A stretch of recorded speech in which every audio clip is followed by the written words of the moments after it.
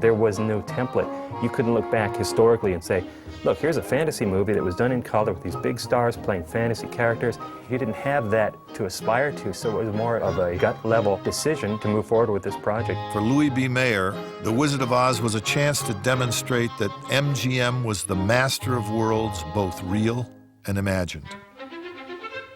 In modern film studios, most people on the lot are hired for a single film.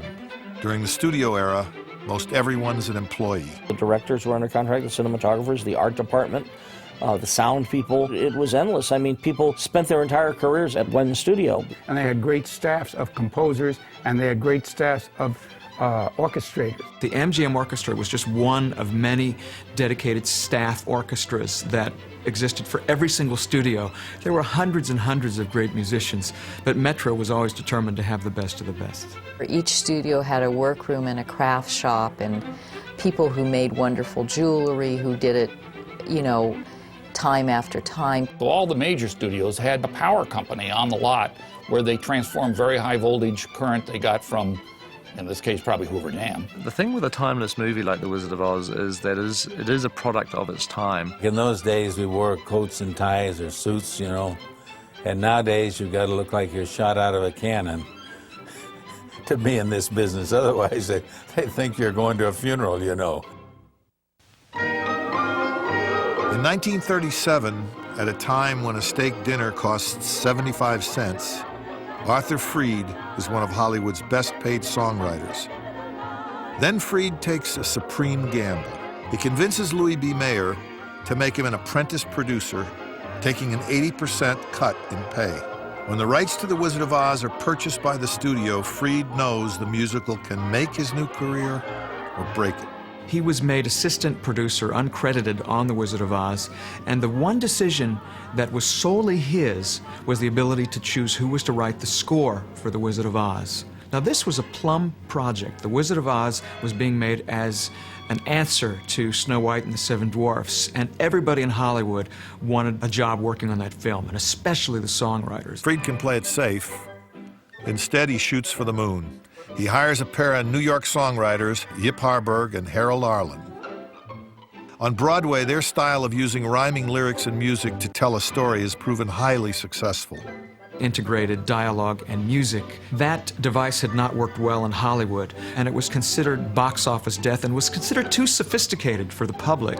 On May 19th, 1938, Yip Harburg and Harold Arlen are given a bungalow and 14 weeks to make movie history.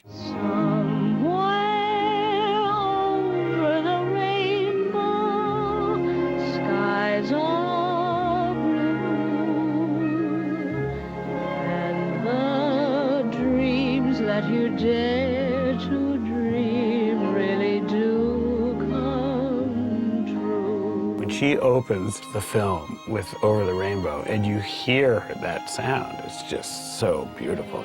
When she recorded those takes of singing the Over the Rainbow song, which incidentally was almost cut from the film, that people stood around and wept. She's right there, in tune. There's no big vibrato. There's no worn out sound, nothing. It's one of the great pop voices in history.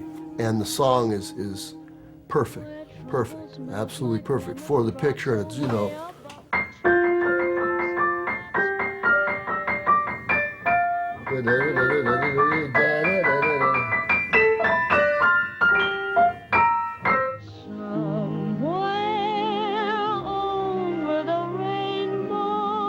Arlen was a remarkable melodist, fresh, inventive, and his harmonies are unique. I would dance and be merry, life would be a ding-a-dairy if I only had a brain. The melody for what became If I Only Had a Brain was originally created for a Broadway musical 2 years earlier called Hooray for What. It somehow didn't end up in Hooray for What, and when they were working on the musical sequences for The Wizard of Oz, Arlen remembered this particular tune, which he felt had a sort of whimsical quality that would be appropriate for the characters of the Tin Man, the Lion, and the Scarecrow. The songs sung by each of the individual characters are wonderful ways to reveal their character. And if I only had a brain, if I only had the nerve, if I only had a heart. The characters were able to explain what they were really lacking. And it was the same song each time, but it was treated quite differently. And it almost felt as if it was a different song every time. Then I'm sure to get a brain, a heart, A home. the nerve. Bert Lahr was hilarious. He had a Brooklyn accent. He didn't say the nerve. He said, if I had the nerve. It was just, I don't know, to me, hilarious. And I thought when he sang, I'm the king of the forest, I could die. I could hear that over and over again. I were king of the forest. Not queen, not duke, not prince. Playing on words is something that Harburg was a master at. You're off to see the wizard, the wonderful Wizard of Oz. You'll find he is a whiz of a whiz, if ever a whiz there was. If ever a whiz there was. I mean, that's beautiful stuff. Because of the wonderful things he does. I mean, it's brilliant. You're off to see the wizard, the wonderful Wizard of Oz. The songs were always used lyrically and musically as well, a way to advance the story and let you in on what was going on with these people. The wind began to switch, the house to pitch, and suddenly the hinges started to... let's start again. That was a bad start. 2058, take 19. Much of the credit for adapting Harburg and Arlen's music into recurring motifs falls on the shoulders of MGM orchestrator George Bassman. He took a little bit of the accompaniment in If I Only Had a Brain and turned it into a whole piece. Ba-da-ba-da-ba-da-da. George Bassman was able to take that secondary motif and develop that as the Tin Man's dance music. He just took that phrase and played with it, turned it all different ways, and he was so proud of having done that. If you just look at the Tin Man without music, you can see that he's really not made out of tin. It's kind of a metallic colored cardboard suit that this guy's wearing, and it's a little bit silly, but he used anvils and wood blocks and muted brass to accompany the dance of the Tin Woodsman, and especially when his pipe situation blows smoke, you know, and it beep, beep. Another aspect of the music comes from classic musical pieces that were integrated into the underscore. Sound hadn't been around that long, and the era of the silent films used a lot of classical music, so it's quite common actually to use classical themes, classical music in films at that time.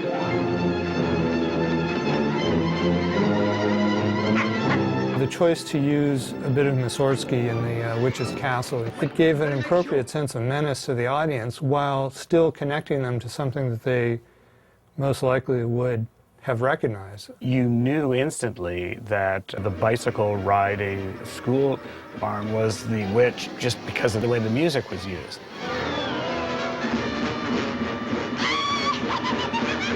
When you saw that evil witch flying on her broom and everything, you were dum-da-dum-da-dum.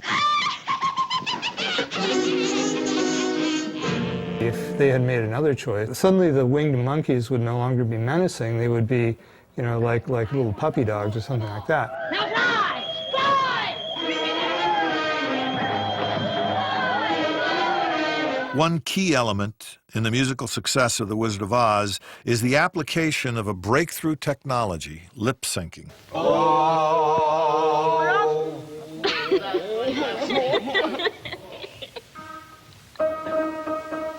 One, two, three, four.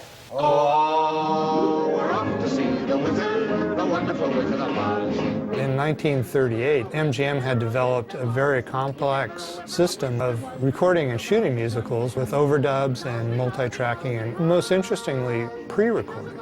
All the actors would listen to it on a playback and synchronize their lip motions, and they're dancing to the pre-recorded music. The sync is pretty good on it. The lion, he's a little soft every now and again, but Dorothy, I mean, Judy Garland was just incredible with her sync.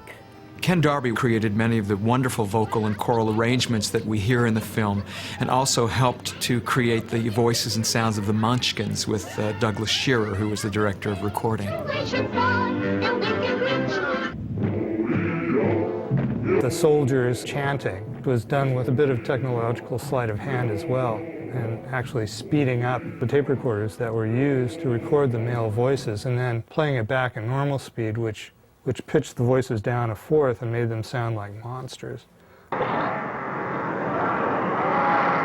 This only came 10 years after there was even sound in films. For the men and women who brought music to The Wizard of Oz and for audiences around the world, Arthur Freed's gamble paid off. Arthur Freed was the one who shepherded it through in its form of integrated dialogue and music. And if it weren't for the vision of Arthur Freed, the film would not exist as it does today and might not be nearly as popular.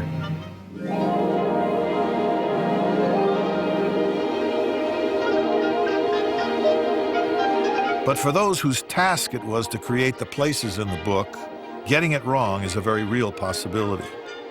People will go to the movie with an expectation of what they think it should be, and it's an imagination that they've had in their heads since they read the book.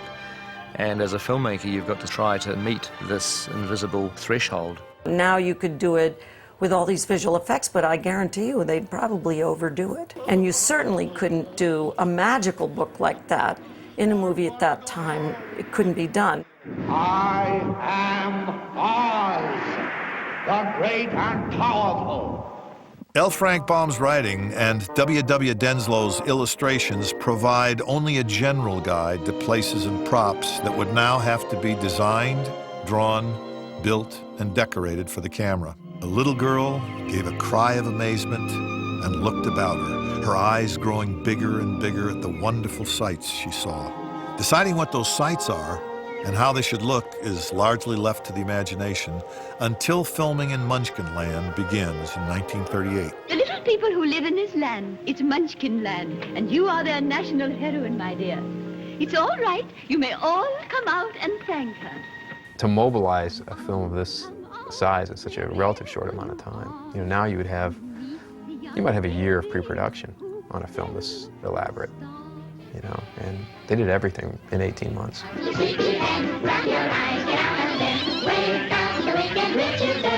building Munchkinland, the artists drew inspiration from their own childhoods, designing mushroom shapes for the houses and a lollipop-like swirl for the start of the yellow brick road.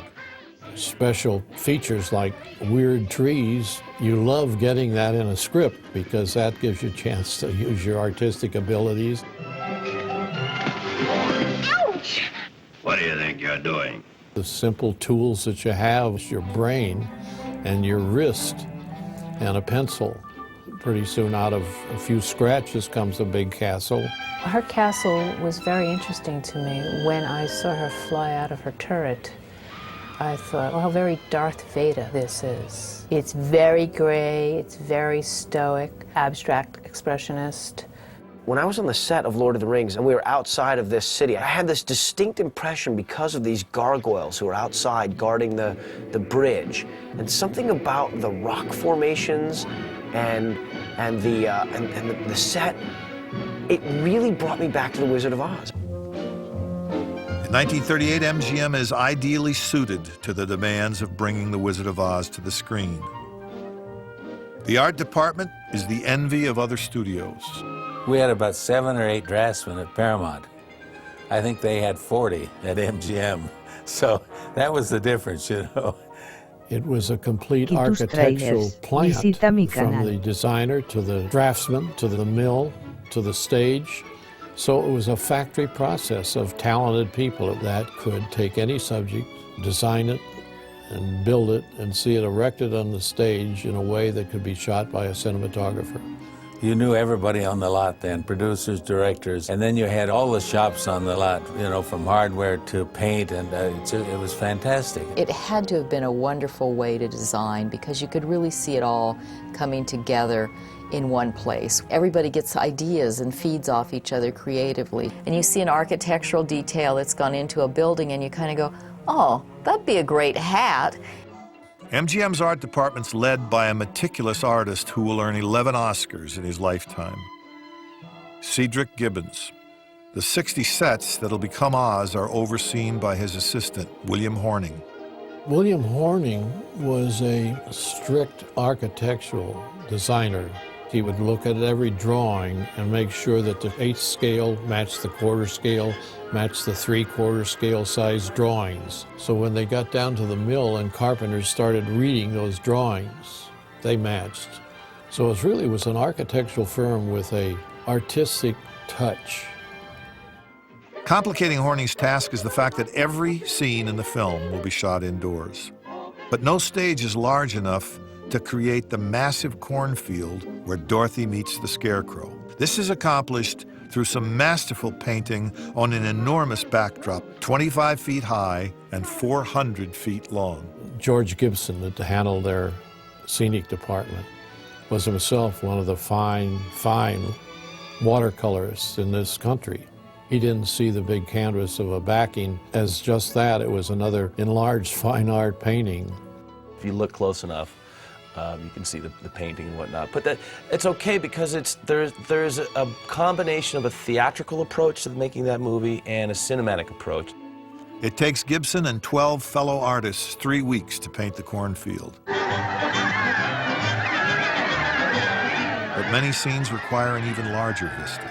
In contrast to the cornfield backdrop, the road that stretches into the distance is actually less than 5 feet long. Known as a matte painting, this is just one of many that were used to spectacular effect in the film. It's beautiful, isn't it? Just like I knew it would be. Let's hurry. Yes, let's run.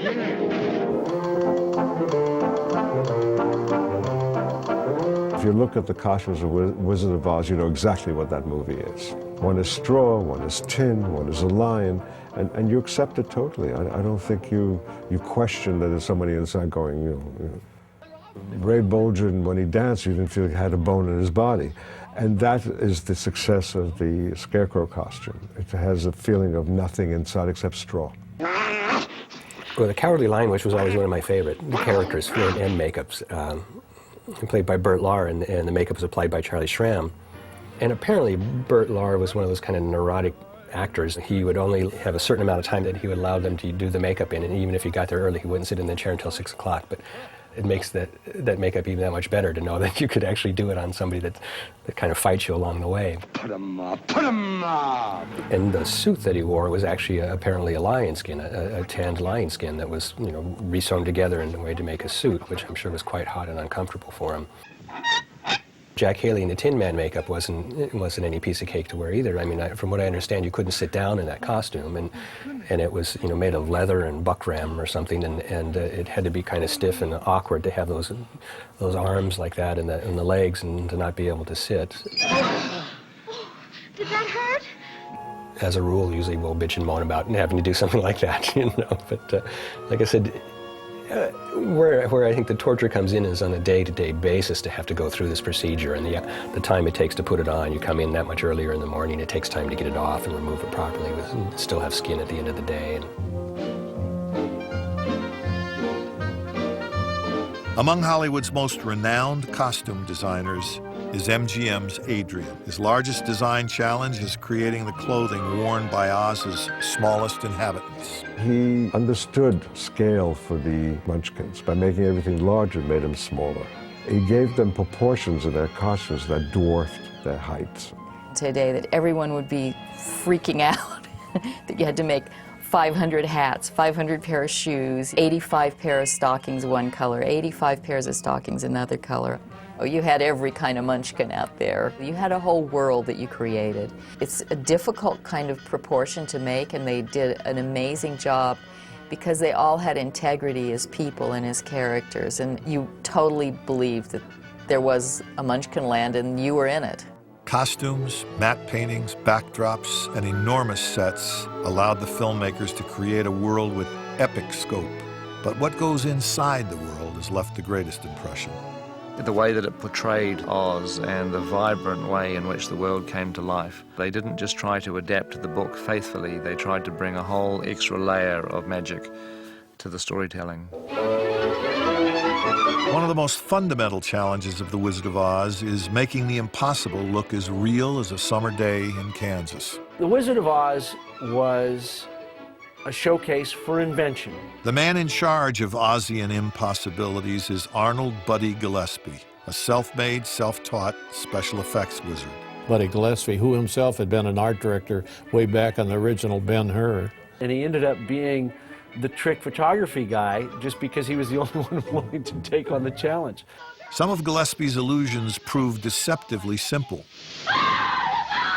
That was actually a true magician's illusion. There's a trap door in the floor. Essentially, she's in the costume and they open the door, blow a bunch of mist into the air, and she actually falls through the floor and the costume is left behind. A far more complex illusion was required to create the twister that devastates the Kansas countryside. The first part was trying to figure out how to get a tornado that they could photograph because they were actually going to do it on set in a miniature. Gillespie and Don Trumbull create a large muslin sock that's moved on a trolley through the set. There were people underneath actually moving the base of that sock along, and they photographed it with this air blowing out so that the dust sort of softened the edges of the tube, and the tube itself, because of the dynamics of the fabric, had the kind of motion that a tornado should have.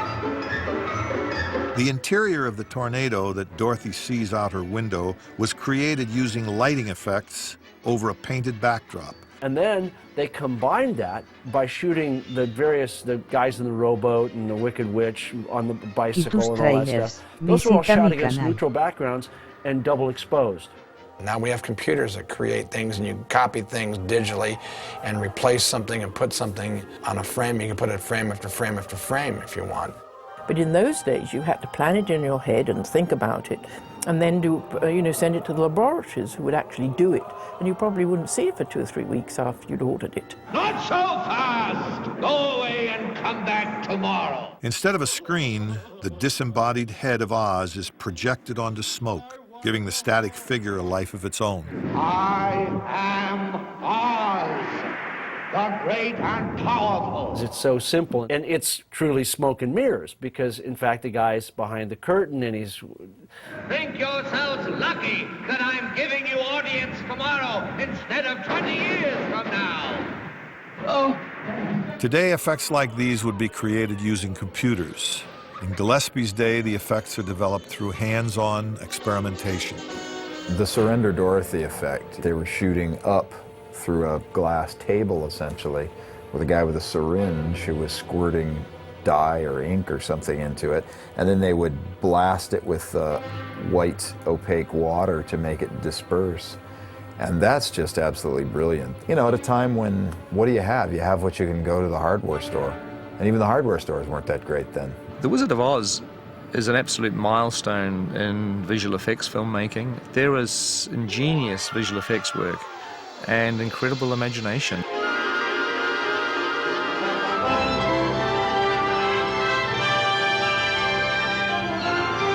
Audiences entered the theaters for The Wizard of Oz knowing that a wondrous, colorful world awaited.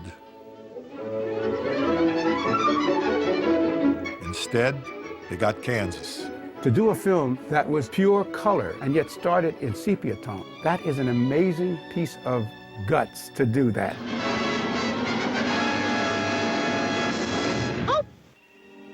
The way that they decided to use black and white and then have color when Dorothy arrives in Oz, that was flamboyant. It was an imaginative, incredibly clever way to use Technicolor, which even at that time was a very new process. Technicolor. It would help transform Oz into a brightly colored fantasy. In the words of director Victor Fleming, Munchkinland. It's the most colorful sequence, I believe, that has ever been screened.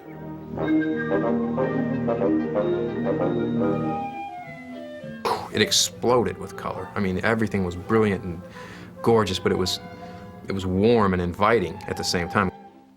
But while Technicolor provides a feast for the eyes, it also became the single biggest challenge to getting the film made. The Wizard of Oz is a showcase for Technicolor because they specifically named the Emerald City, the Yellow Brick Road, the Ruby Slippers. All this is story material which is told through the color. Technicolor in those days, it photographed the ruby slippers kind of orange. So some compromise needed to be made, putting perhaps more magenta into the ruby slippers so that they come out red and not orange. Another key aspect of Harold Rosson's photography requires heavy lifting. The camera was 500 pounds, and it literally was the size of a refrigerator of that period. When you look at Oz, there are a number of really grand camera moves and crane shots. You have that feeling of choreography of the people and the camera together, and the camera is floating over them. You know, moving this 500-pound camera becomes a serious effort. You've been more trouble to me than you're worth, one way and another. The rating speed of the film was ASA 8.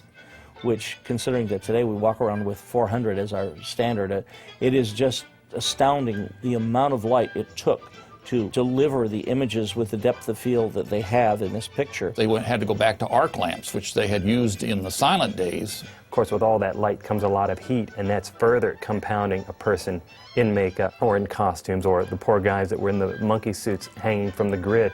When you think of Burt Lahr in that lion's outfit and all of the hair around him, and Jack Haley in the Tin Man, my heavens, and they had unceasing heat, no air conditioning. And the arc lamps burn carbon arcs, like a searchlight, and they put out smoke. And it was only when they'd stopped to reload the camera, they'd open the studio doors to clear the smoke from the arc lights out of the studio, and the poor actors would gather near the doorway and hope to get a bit of a breeze on them. Undeniably difficult, outrageously demanding.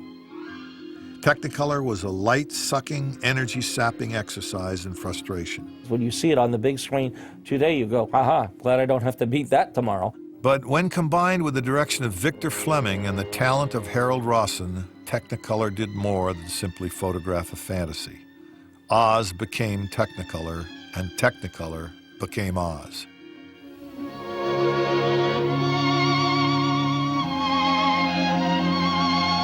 How can you not look at that film and be marveled by it, amazed by it? I was enthralled by the wonderfulness of all his wonder. So I guess that's what I would say if you asked me to sum it up in one word.